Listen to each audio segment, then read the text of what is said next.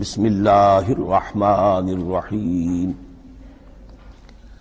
الحمد للہ رب العالمین الرحمن الرحیم مالک یوم الدین ایاک نعبد و ایاک نستعین اہدنا الصراط المستقیم صراط الذین انعمت علیہم غیر المغضوب علیہم ولا الضالین آمین۔ رب اشرح لی صدری ویسر لی امری واحلل عقدۃ من لسانی یفقہوا قولی۔ اللہم ربنا الہمنا رشدنا واعذنا من شرور انفسنا۔ اللهم ارنا الحق حقا وارزقنا اتباعه وارنا الباطل باطلا وارزقنا اجتنابه۔ اللهم ربنا يسر لنا امورنا كلها واتمم لنا بالخير وتقبل منا فانك خير المتقبلين آمین یا رب العالمین۔ معزز حاضرین اور محترم خواتین، ہم اللہ کے نام سے اس سال کی نماز تراویح کے ساتھ دورہ ترجمہ قرآن کا آغاز کر رہے ہیں۔ اس سے پہلے میں عرض کر چکا ہوں کہ اب میری عمر بھی کافی ہو چکی ہے، قمری حساب سے 68 برس مکمل ہو چکے ہیں، اور مختلف قسم کے عوارض بھی مجھے لاحق ہیں، اور بہت سے احباب نے اور رفقاء نے مشورہ دیا تھا کہ میں اتنا بڑا بوجھ اپنے ذمے نہ لوں، لیکن میں نے خالصتاً توکلاً علی اللہ اس کی ہمت کی، اس کا ارادہ کیا، اس کے لیے اہتمام بھی خصوصاً ہوا ہے۔ مجھے اندازہ ہے کہ اب میرے خیالات کی جو رو ہے وہ اب اتنی تیز نہیں ہے جتنی کبھی ہوا کرتی تھی۔ کراس ریفرنسز بھی جو ہیں قرآن حکیم کے وہ اتنے مستحضر نہیں ہیں جتنے کبھی ہوتے تھے، بلکہ واقعہ یہ ہے کہ میری زبان بھی بعض اوقات لڑکھڑاتی ہے، اس لیے کہ مجھے جو ادویات استعمال کرنی پڑتی ہیں ان کا اعصاب پر بھی اثر ہوتا ہے، اور جو ہمارے اعضائے رئیسہ ہیں ان پر بھی اثر ہوتا ہے۔ بہرحال ان سب کے علی الرغم اللہ کا نام لے کر آغاز کر رہے ہیں۔ میری انتہائی نگارش یہی ہے، تیرے نام سے ابتدا کر رہا ہوں۔ ابھی میں نے سورہ فاتحہ کی تلاوت کی اور آپ نے سماعت فرمائی۔ یہ سورہ مبارکہ مصحف کے اعتبار سے تو پہلی سورت ہے ہی، سب کو معلوم ہے، لیکن یہ بھی نوٹ کر لیجئے کہ یہ نزول کے اعتبار سے بھی سب سے پہلی مکمل سورت جو حضور پر نازل ہوئی وہ یہی ہے۔ اس سے قبل متفرق آیات نازل ہوئیں، 5 آیتیں سورہ علق کے آغاز میں، کچھ آیتیں سورہ قلم یا سورہ نون کے آغاز میں، کچھ آیتیں سورہ مزمل کی ابتدا کی، کچھ آیتیں سورہ مدثر کے آغاز کی۔ 5ویں وحی تقریباً اس پر اجماع ہے کہ یہ سورۃ الفاتحہ کی ہے، اور یہ مکمل سورت ہے جو حضور پر نازل ہوئی۔ سورۃ الفاتحہ کے معنی ہوئے افتتاحی سورت۔ فتح یفتح کے معنی ہے کھولنا، مفتاح کنجی کو کہتے ہیں، چابی کو۔ تو یہ اوپننگ سورہ آف دی قرآن، قرآن حکیم کی افتتاحی سورت۔ ویسے جیسا کہ میں تعارف قرآن کے ضمن میں عرض کر چکا ہوں، عربوں کا یہ مزاج تھا کہ جس چیز سے انہیں خصوصی محبت ہوتی تھی اس کے بہت سے نام رکھتے تھے۔ اس کے بھی بہت سے نام ہیں۔ سورۃ الفاتحہ سب سے عام ہے، لیکن الکافیہ، الشافیہ، ام القرآن، اساس القرآن، کم سے کم یہ 4 نام تو میں سمجھتا ہوں کہ ہر مسلمان کو مزید معلوم ہونے چاہیے، اور بھی بہت سے نام۔ اس سورہ مبارکہ کی بالاتفاق و بالاجماع 7 آیتیں ہیں، اگرچہ ان کی ترتیب میں کچھ اختلاف ہے۔ ایک رائے، یہ رائے امام شافعی کی بھی ہے اور بصرہ کے جو قراء تھے ان کی بھی ہے، کہ آیت بسم اللہ بھی سورہ فاتحہ میں شامل ہے، اس کا جز ہے، وہ اس کو شامل کر کے پھر 7 آیتیں بناتے ہیں۔ تو آخری جنہیں ہم 2 آیتیں سمجھتے ہیں صراط الذین انعمت علیہم غیر المغضوب علیہم ولا الضالین، وہ ان کے نزدیک ایک آیت ہے۔ تو گویا کہ نتیجہ یہ نکلا کہ آیتوں کی تعداد 7 ہی رہتی ہے۔ امام ابو حنیفہ رحمۃ اللہ علیہ کا موقف اور کوفے کے جو قراء تھے ان کا بھی موقف یہ ہے کہ آیت بسم اللہ نہ سورہ فاتحہ کا جز ہے نہ کسی اور سورت کا جز ہے، سوائے ایک مقام پر جہاں حضرت سلیمان علیہ السلام کا خط جو ہے نقل ہوا ہے، جنہوں نے ملکہ سبا کو لکھا تھا انہ من سلیمان و انہ بسم اللہ الرحمن الرحیم۔ تو قرآن کے مطلب میں صرف اسی جگہ پر یہ آیت شامل سمجھتے ہیں، باقی یہ صرف علامت کے طور پر کہ یہاں سے ایک نئی سورت شروع ہو رہی ہے درج کی گئی ہے۔ اس سورہ مبارکہ کو الصلاح قرار دیا گیا ایک حدیث میں، اس کا جو اسلوب ہے وہ دعا کا ہے، اور دعا کے ساتھ اس کی جو مناسبت ہے اور پھر اسی کی وجہ سے ہماری نماز کا یہ جزو لا ینفک بنا دیا گیا، بلکہ ایک حدیث جو میں آپ کو سناؤں گا اس میں اسی کو نماز قرار دیا گیا، الصلاح یہی ہے۔ ویسے وہ حدیث مبارک موجود ہے من لم یقرأ بفاتحۃ الکتاب لا صلاۃ لمن لم یقرأ بفاتحۃ الکتاب، جو شخص سورہ فاتحہ کی تلاوت نہیں کرتا اس کی کوئی نماز نہیں۔ اس کے حوالے سے بھی ہمارے ہاں 2 مسلک ہیں، ذکر صرف اس لیے کر رہا ہوں کہ آپ کے علم میں ہو، ان میں کوئی بنیادی فرق نہیں ہے، کسی بھی ایک رائے کا انسان قائل اور حامل ہو سکتا ہے بغیر اس کے کہ دوسرے کو بالکل غلط قرار دے، بلکہ یہ کہ اس کے لیے بھی گنجائش اپنے ذہن میں اور اپنے دل میں رکھے۔ تو ایک رائے یہ ہے کہ یہ میں کیا عرض کر رہا تھا کوئی بھول گیا ہوں۔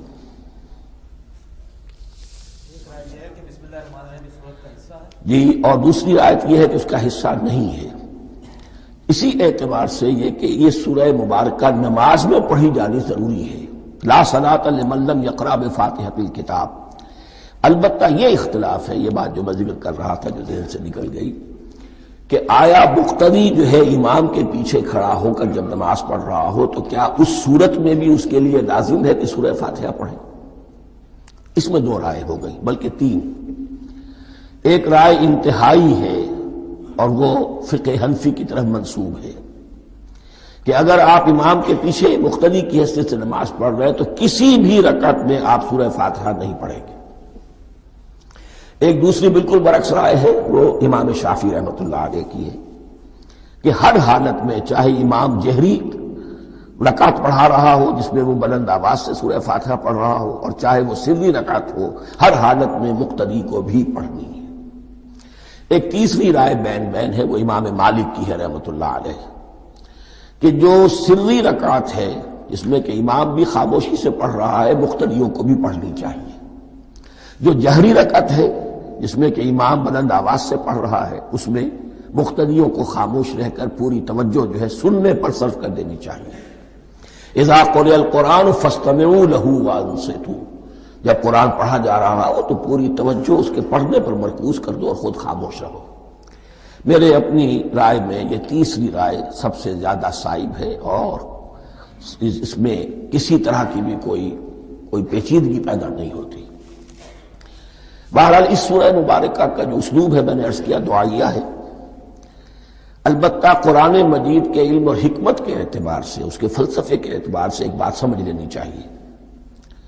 قرآن کا فلسفہ یہ ہے کہ بنیادی ہدایت ہر انسان کے دل میں موجود ہے، بالقوہ، پوٹینشلی۔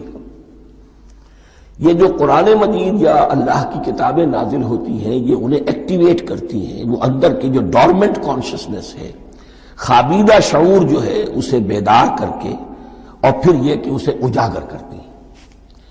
ہر سلیم الفطرت انسان اور سلیم العقل انسان، 2 سلامتی شرط ہیں۔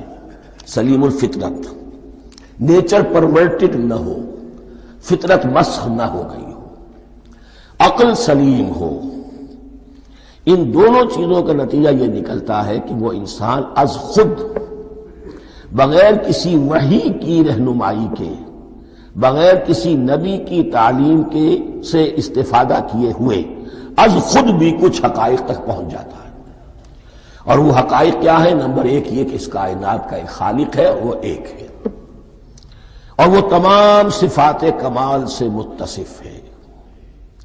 نمبر 2 یہ کہ انسان کی زندگی صرف یہ زندگی نہیں ہے، بلکہ ایک اور زندگی ہے کہ جس میں اس زندگی کے اعمال کے نتائج برآمد ہوں گے۔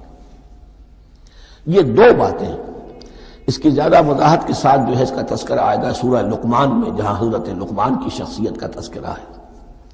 لیکن یہاں صرف یہ بات سمجھ لیجئے کہ قرآن کا فلسفہ یہ ہے کہ ہر انسان میں، ہر فرد نوع بشر میں جو اپنی ولادت کے وقت مسلم ہوتا ہے، حضور کی حدیث ہے کل مولود یولد علی الفطرہ ابواہ یحودانہ او ینصرانہ او یمجسانہ، ہر بچہ نوع انسانی کا فطرت اسلام پر پیدا ہوتا ہے، وہ فطرت کے اندر وہ ہدایت ودیت ہے۔ اب اگر وہ فطرت بس نہیں ہوئی اور عقل جو ہے وہ صحیح رخ پر کام کر رہی ہے تو ان 2 حقائق تک وہ انسان خود پہنچ جائے گا۔ لیکن ان دونوں حقائق تک پہنچنے کے بعد اب وہ دست بستہ دعا کرے گا کہ اے رب اب مزید ہدایت تو مجھے عطا فرما۔ ایک تو یہ کہ میں کیا کروں کیا نہ کروں، میری عقل اس میں ٹھوکر کھا سکتی ہے، میں کسی اچھی چیز کو بری سمجھ سکتا ہوں، کسی بری کو اچھی سمجھ سکتا ہوں، تو مجھے صحیح راستہ، صحیح راہ ہدایت پر چلا۔ یہ دعا ہے جو انسان کرتا ہے جبکہ وہ ایمان باللہ اور ایمان بالآخرہ تک خود پہنچ چکا ہوتا ہے، اور یہ سمجھتا ہے کہ صحیح زندگی کا رخ یہی ہے کہ جس رب کو میں نے پہچانا ہے کہ وہ اس کائنات کا خالق ہے اور مالک ہے اور رب ہے، میں اس کی بندگی کروں، اس کی اطاعت کروں، اس کا حکم مانوں، اس کے راستے پر چلوں۔ لیکن وہ راستہ کون سا ہے؟ اس کے لیے پھر دست بدعا ہوتا ہے کہ پروردگار تو میری رہنمائی فرما۔ یہ مقام ہے کہ جہاں آپ سمجھ لیجئے اپنے آپ کو بھی آج اس جگہ پر تصور کرتے ہوئے پھر اس سورہ مبارکہ کو پڑھیے کہ آپ اس مقام پر اللہ کے فضل و کرم سے پہنچ چکے ہیں کہ اللہ کو آپ نے پہچان لیا اور اس کی توحید کو جان لیا، اس کی جملہ صفات کمال سے آپ واقف ہو گئے۔ آپ یہ بھی جان گئے کہ بڑھ کر اس کے حضور میں حاضر ہونا ہے اور وہ حساب کتاب لے گا۔ پھر آپ نے یہ عہد بھی کر لیا کہ اب زندگی گزارنی ہے اس رب کی بندگی میں، اسی کی فرما برداری میں۔ اب یہاں کھڑے ہو کر آپ پوچھتے ہیں کہ اللہ مجھے وہ تفصیلی ہدایت عطا فرما، ایسا نہ ہو کہ کبھی میں کسی راستے پر چلتا ہوا کسی پگڈنڈی پر مڑ جاؤں اور وہ تھوڑی سی جو ڈیوییشن ہو میرے راستے کی وہ میری عاقبت کو برباد کر دے۔ یک لحظہ غافل گشتم و صد سال راہم دور شد، اس لیے کہ ہوتا یہی ہے سیدھے راستے سے ذرا سی کوئی پگڈنڈی جو ہے تھوڑے سے اینگل پر نکلی ہے، لیکن جب چلتے جائیں گے آپ تو جتنے آگے بڑھیں گے اس پر، اس راہ صراط مستقیم سے آپ اتنے ہی زیادہ دور ہوتے چلے جائیں گے۔ یہ ہے قرآن مجید کی حکمت اور فلسفے کے اعتبار سے اس سورہ مبارکہ کا مقام۔ اب آئیے ہم بسم اللہ کرتے ہیں۔ بسم اللہ الرحمن الرحیم، شروع کرتا ہوں میں اللہ کے نام سے جو رحمان اور رحیم ہے۔ اس پر کچھ گفتگو ہو چکی ہے تعارف قرآن کے ضمن میں کہ رحمان اور رحیم 2 نام ہیں کہ جو رحمت کے مادے سے نکلتے ہیں۔ رحمان میں اللہ تعالی کی رحمت کا جوش، ہیجانی کیفیت، طوفانی کیفیت، اور رحیم میں اللہ تعالی کی رحمت کا دوام اور تسلسل۔ یہ دونوں کیفیات اللہ کی رحمت میں بیک وقت موجود ہیں، جس کا ہم تصور نہیں کر سکتے۔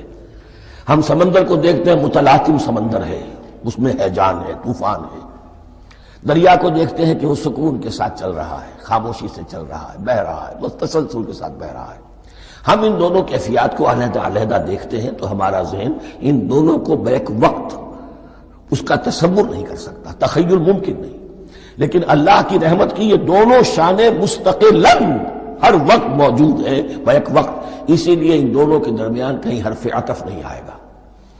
بسم اللہ الرحمن الرحیم، الحمدللہ رب العالمین۔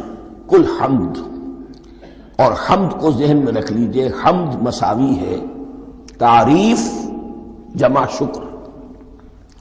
عام طور پر ترجموں میں ایک لفظ لایا جاتا ہے، کل تعریف اللہ کے لیے، یہ کافی نہیں ہے۔ تعریف آپ کسی شے کی کر سکتے ہیں جس میں کوئی حسن ہے، خوبی ہے، کسی بھی اعتبار سے، خواہ آپ کو اس کے حسن و خوبی سے کوئی فائدہ حاصل نہیں ہو رہا۔ ایک پھول ہے، بہت خوبصورت ہے، بس ٹھیک ہے، خوبصورت ہے، آپ نے کہا، تعریف کر دی۔ شکر کرتے ہیں آپ اس شے کا جس سے آپ کو کوئی فائدہ پہنچا ہو، استفادہ ہوا ہو، آپ کی کوئی ضرورت پوری ہوئی ہو، آپ کی کوئی مشکل رفع ہوئی ہو۔ اور آپ دیکھیں گے کہ حمد میں یہ شکر کا پہلو غالب ہے۔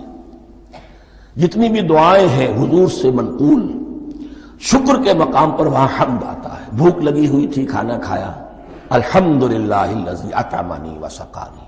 اب یہاں دیکھیے ترجمہ تعریف نہیں، شکر ہے اس اللہ کا جس نے مجھے کھلایا اور پلایا۔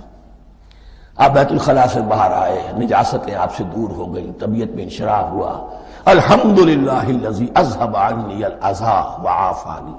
وہ شکر ہے اس اللہ کا جس نے اذیت بخش چیزیں مجھ سے دور کر دیں اور مجھے عافیت بخشی۔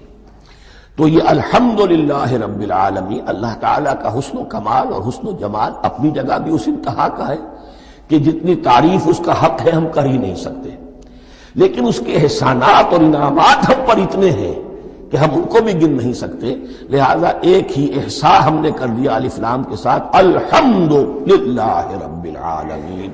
تمام تعریفیں اور کل شکر اللہ کے لیے ہیں کہ جو تمام جہانوں کا پروردگار ہے، رب ہے، مالک ہے۔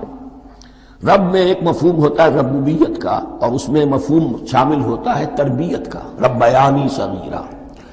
تو مالک ہونا اور تربیت دینا، آپ جس شے کے مالک ہوں گے آپ چاہیں گے اس میں بڑھوتری ہو، اس میں اضافہ ہو، وہ نشو و نما پائے۔ تو یہ دونوں چیزیں آپس میں ایک دوسرے کا جڑی ہوئی ہیں، پروردگار بھی اور مالک بھی۔ عام طور پر عربی میں رب کا لفظ مالک کے لیے آتا ہے، رب البیت، رب الدار، رب المال۔ تو مالک وہاں پر ظاہر بات ہے کہ اس سے مراد کیا ہے، مال والا، گھر والا، گھر کا مالک۔ تو کل شکر اور کل تعریف اس اللہ کے لیے ہے جو تمام جہانوں کا مالک بھی ہے اور پروردگار بھی ہے۔ الرحمن الرحیم، رحمان ہے اور رحیم ہے۔ اب دوبارہ اس کی میں وضاحت نہیں کروں گا۔ مالک یوم الدین، یوم دین کا مختار مطلق ہے۔ دین عربی زبان میں کہتے ہیں بدلے کو، دناہم کما دانو، کما تدینو تو دانو، یہ کہاوت ہے۔ جیسے اردو میں ہم کہتے ہیں جیسا کرو گے ویسا بھرو گے، کما تدینو تو دانو۔ تو یہ ہے بدلہ، اس کا بنیادی مفہوم جو ہے وہ بدلہ ہے۔ تو بدلے کا ایک دن ہے جس دن فیصلہ ہوگا کہ کون کیا کما کر لایا ہے اور اسے کیا بدلہ ملنا چاہیے۔ آیا اس کا برائیوں کا پلڑا بھاری ہے کہ اسے سزا ملنی چاہیے، یا اس کی حسنات اور نیکیوں کا پلڑا بھاری ہے کہ اسے جزا ملنی چاہیے، اس کا انعام اور اکرام کے ساتھ معاملہ کیا جانا چاہیے۔ وہ ایک دن ہے، اسے ہم یوم القیامہ کہتے ہیں۔ اور لیکن اصل بات جو یہاں کہی گئی، یعنی ایک جملے میں تین باتوں کا اعتراف ہو رہا ہے۔ بعث بعد الموت، ایک دن آئے گا کہ ہم مرنے کے بعد تمام انسان اٹھا لیے جائیں گے، پھر حساب و کتاب، پھر اللہ کے ہاں حاضری ہوگی اور حساب کتاب ہوگا۔ اور تیسرا یہ کہ اس حساب کتاب کے دن کا مختار مطلق اللہ ہے، یعنی کسی اور کو اپنے ذہن میں سہارا بنا کر آپ زندگی گزاریں کہ وہ مجھے چھڑا لے گا، یا وہ ہستی جو ہے اتنی زوردار ہے کہ وہ مجھے بچا لے گی، اس سے اپنے دل کو، اپنے ذہن کو بالکل پاک کر لیجئے۔ مالک یوم الدین، ایک دوسری جگہ پر قرآن میں آیا ہے، اس روز کوئی پکارنے والا پکارے گا، لمن الملک اليوم للہ الواحد القہار، آج کے دن کس کا اختیار مطلق ہے؟ اور پھر کہا جائے گا اللہ کے لیے، الواحد قہار، جو پوری طرح چھایا ہوا ہے، مستولی ہے۔ تو مالک یوم الدین، جو جزا و سزا کے دن کا مالک ہے۔ اب یہاں سے کلام ایک رخ بدل رہا ہے۔ ابھی تک تو یہ غائبانہ انداز میں کلام ہو رہا ہے، اللہ سے خطاب نہیں آیا اس میں ابھی۔ الحمدللہ رب العالمین الرحمن الرحیم مالک یوم الدین۔ اب خطاب ہے، ایاک نعبد و ایاک نستعین، ہم صرف تیری ہی بندگی کرتے ہیں اور کریں گے، اور ہم صرف تجھ ہی سے مدد مانگتے ہیں اور مانگیں گے۔ یہ ترجمہ میں کیوں کر رہا ہوں کہ یہ فعل مضارع ہے۔ عربی زبان میں فعل مضارع حال اور مستقبل دونوں کو کور کرتا ہے۔ کا جو ہے مفعول فاعلی جو ہے، مفعول جو ہے اس میں ضمیر مفعولی، اسے پہلے لا کر حشر کا مضمون پیدا ہو گیا۔ ہم تیری بندگی کرتے ہیں نہیں، ہم تیری ہی بندگی کرتے ہیں اور کریں گے۔ حال میں ترجمہ کیجئے تو یہ اظہار حال ہے، اور مستقبل میں ترجمہ کیجئے تو یہ ایک عہد ہے، قول و قرار ہے، بہت بڑا معاہدہ ہے۔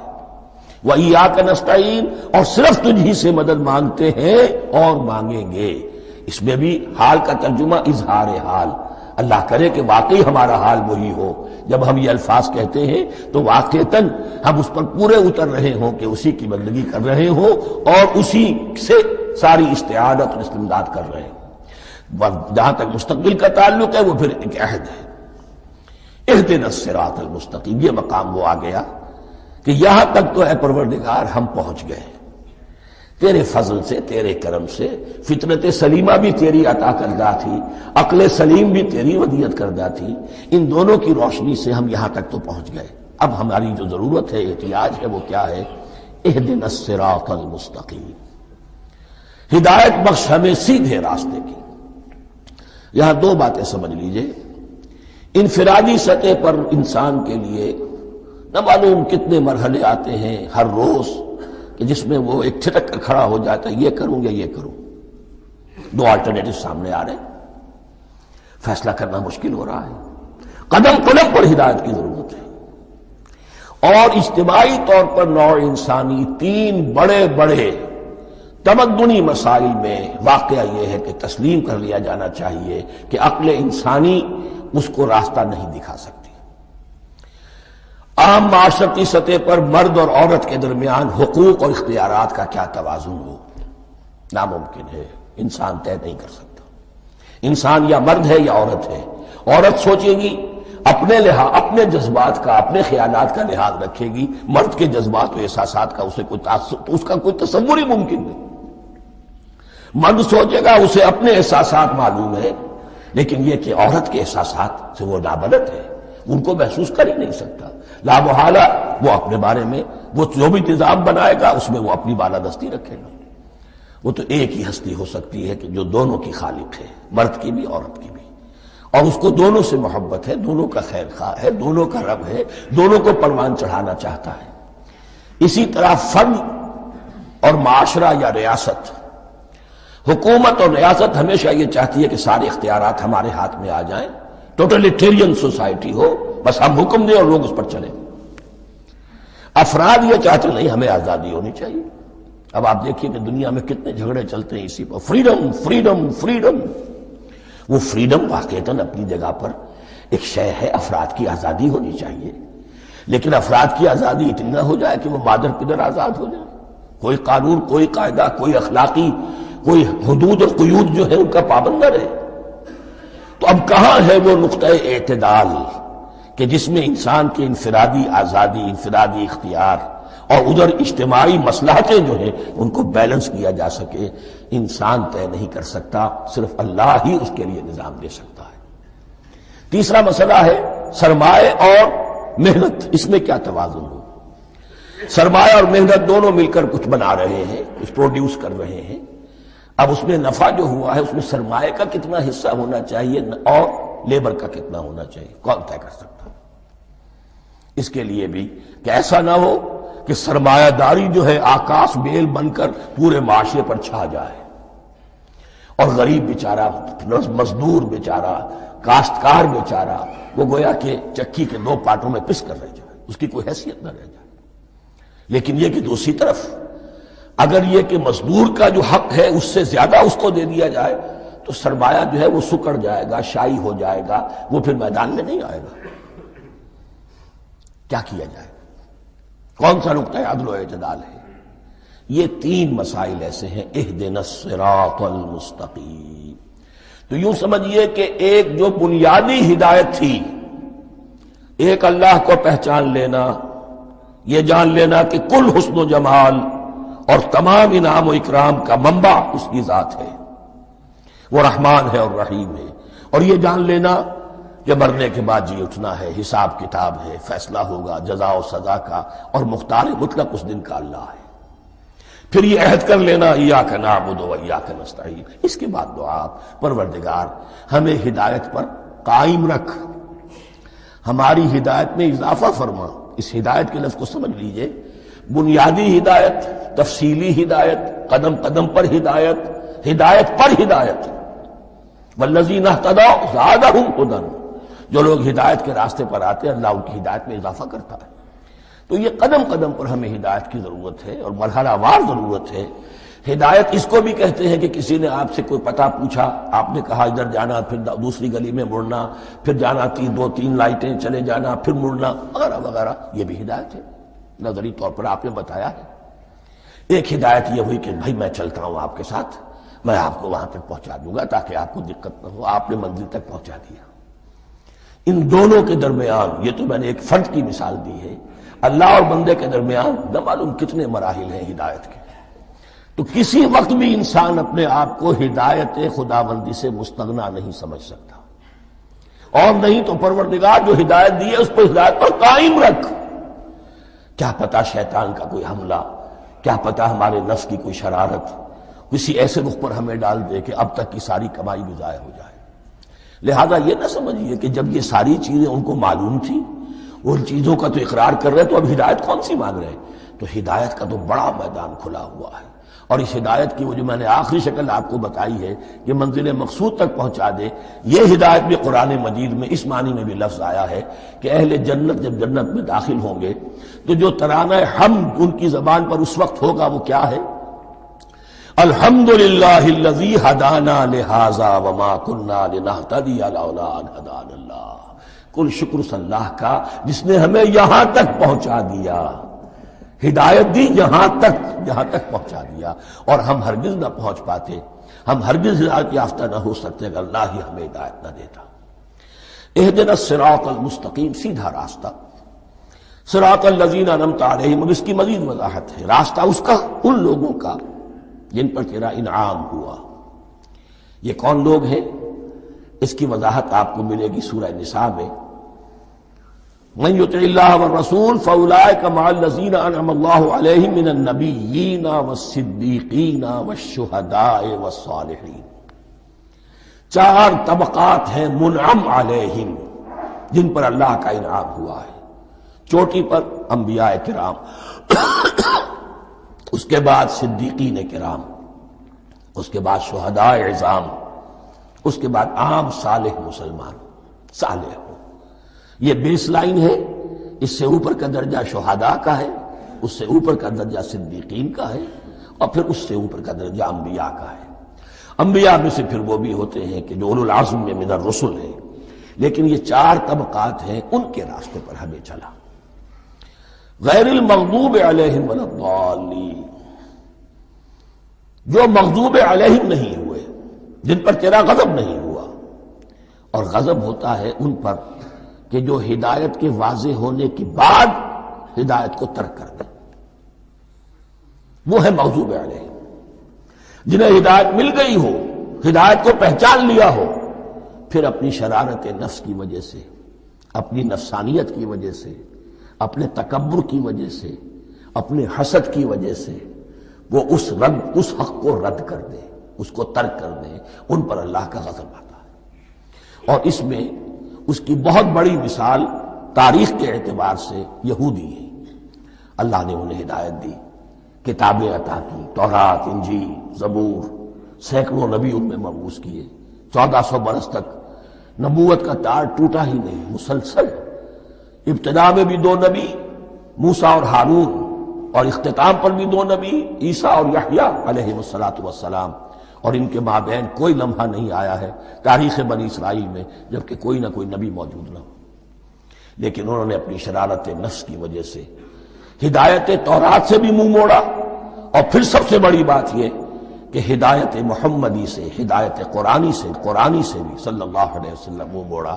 وہ ہے مغضوب علیہم ولا الضالین، اور نہ ہی گمراہ ہوئے۔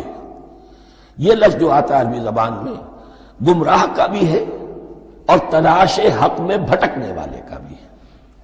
ایک وہ شخص ہے جس پر حق ابھی واضح نہیں ہوا، وہ تلاش میں ہے، اس کے لیے بھی ضال کا لفظ آئے گا۔ اسی طرح کوئی شخص کسی کے عشق اور محبت میں ایسا ہو جائے، دیوانہ ہو جائے، اس کو بھی ضال کہتے ہیں، یعنی اس کے اوپر جذبات کا اتنا غلبہ ہو گیا ہے کسی کی محبت اور عشق کی بنا پر۔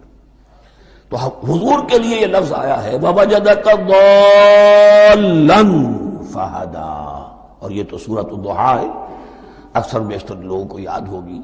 تو یہ جو ضلال کا لفظ ہے اس میں سمجھ لیجئے ضروری نہیں ہے کہ وہ گمراہ ہو، بلکہ وہ بھی کہ جو ابھی راہ ہدایت کی طلب میں اس کے حصول کے لیے اس کی تلاش میں کوشاں ہیں، اور وہ بھی کہ جو کسی مغالطے کی وجہ سے حق سے منحرف ہو جائے۔ یہ بھی جان لیجئے کہ ایک ہے بدنیتی، تکبر، حسد، حق کو جان کر پہچان کر رد کر دینا یا چھوڑ دینا یا ترک کر دینا، ایک ہے کسی غلطی میں، کسی جذبات کے اندر آ کر، کسی غلو کے اندر مبتلا ہو کر اور حق سے منحرف ہو جانا۔ اس کی جو سب سے بڑی مثال ہے وہ نصارہ ہے، عیسائی ہے۔ حضرت مسیح کو انہوں نے مانا لیکن غلو کیا، یہ لفظ آئے گا آگے، لا تغلوا فی دینکم، اپنے دین میں غلو نہ کرو۔ جیسے ہمارے ہاں بھی بعض لوگ ہیں جو حضور صلی اللہ علیہ وسلم کی تعریف میں، حضور صلی اللہ علیہ وسلم کے ساتھ اپنی محبت کے اظہار میں غلو کر جاتے ہیں۔ یہ انتہا درجے کو ہو گیا تھا حضرت مسیح علیہ السلام کے ماننے والوں میں، اور اس کی بنا پر انہوں نے تثلیث کا عقیدہ ایجاد کر لیا اور حضرت مسیح علیہ السلام کو اللہ کا بیٹا بنا دیا۔ تو اس کی سب سے بڑی مثال ضالین کی اس اعتبار سے کہ ہدایت پانے کے بعد کسی بدنیتی سے نہیں بلکہ کسی اچھے جذبے میں غلو کی وجہ سے رسول سے محبت کرنا تو اچھا جذبہ ہے، لیکن یہ محبت بھی ایک حد میں رہنی چاہیے۔ غلو کرے گی تو ظاہر بات ہے کہ اس کے بعد وہ گمراہی کی طرف لے جائے گی۔ تو یہ ہے اس سورہ مبارکہ کا ترجمہ، اور اس کے بعد آخر میں آمین کہنا یہ مسنون بھی ہے، کہنا چاہیے۔ البتہ اختلاف یہاں بھی صرف اتنا ہے کہ نماز میں جب آپ امام کے ساتھ ہیں، وہ اگر جہری قرات کر رہا ہے تو آیا اس کے بعد آپ کو بھی بالجہر کہنا ہے آمین یا نہیں کہنا، یہ اختلاف ہے، ان میں کوئی فرق واقع نہیں ہوتا۔ یہ چیز متفق علیہ کہ کہنا ہے آمین، بلکہ یہ آمین تو یہودیوں میں ہے، یہ آمین جو ہے یہ عیسائیوں میں بھی ہے۔ ان کی بھی جو لارڈس پریئر ہے اس کے بعد آمین، وہ آمین کہتے ہیں، وہ فرق، وہ لفظ ایک ہی ہے، اس لیے کہ عبرانی زبان اور عربی زبان، یا تو ہم یہ کہہ سکتے ہیں کہ دونوں بہنیں ہیں، کوئی ایک مشترک زبان تھی ان کی ماں جس کی یہ دو بیٹیاں ہیں، اور یا یہ کہنا پڑے گا کہ عربی زبان کی ماں جو ہے وہ عبرانی زبان ہے۔ بہرحال بڑا قریبی رشتہ عربی کا اور عبرانی کا ہے، اس اعتبار سے وہ آمین۔ اب آپ کو معلوم ہے ہم السلام علیکم وہ کہتے ہیں، وہ سلام کہتے ہیں، فرق کیا ہے؟ وہ تو تلفظ کا فرق ہے۔ اسی طریقے سے اور بہت سے الفاظ ہیں، میں بعد میں بتا۔ اب میں اس سورہ مبارکہ کے بارے میں خاص حدیث آپ کو سنانا چاہتا ہوں، اور اسی سے در حقیقت جو امام ابو حنیفہ کا موقف ہے رحمۃ اللہ علیہ، اس کی حقانیت مزید مبرہن ہو جائے گی۔ یعنی کیا کہ آیت بسم اللہ سورہ فاتحہ کا جز نہیں ہے، سورہ فاتحہ الحمدللہ رب العالمین سے شروع ہوتی ہے۔ وہ میں آپ کو بتانا بھول گیا کہ جن کے نزدیک یہ سورت کا جز ہے وہ پھر جہری قرات میں بسم اللہ الرحمن بھی بلند آواز سے کہیں گے، اور جن کے نزدیک یہ سورہ فاتحہ کا جز نہیں ہے وہ نہیں کہیں گے، وہ الحمدللہ رب العالمین سے قرات کریں گے۔ تو کوئی فرق نہیں ہے بنیادی۔ یہ حدیث جو ہے یہ مسلم شریف میں ہے اور حدیث قدسی ہے، اس کے راوی حضرت ابو ہریرہ ہے رضی اللہ تعالی عنہ، اور اس حدیث نے اس سورت کے مضامین کا نہایت عمدہ تجزیہ کر دیا ہے۔ حدیث کے الفاظ سن لیجئے، قسمت الصلاۃ بینی و بین عبدی نصفین۔ اللہ تعالیٰ فرما رہے ہیں، حدیث قدسی ہے، میں نے نماز کو، صلاۃ کو اپنے اور اپنے بندے کے درمیان آدھا آدھا تقسیم کر لیا۔ فنصفها لی ونصفها لعبدی، اس کا نصف جو ہے وہ میرے لیے ہے اور نصف جو ہے وہ میرے بندے کے لیے ہے۔ وَلِعَبْدِي مَا سَأَلَ، اور جو میرے بندے نے مانگا میں اسے دوں گا، میرا وعدہ ہے یا میں نے اسے دیا۔ اس کے بعد اس کی تفصیل آتی ہے، اذا قال العبد، جب بندہ کہتا ہے الحمدللہ رب العالمین، قال اللہ حمدنی عبدی، جب بندہ کہتا ہے الحمدللہ رب العالمین، اللہ فرماتا ہے میرے بندے نے میری حمد کی۔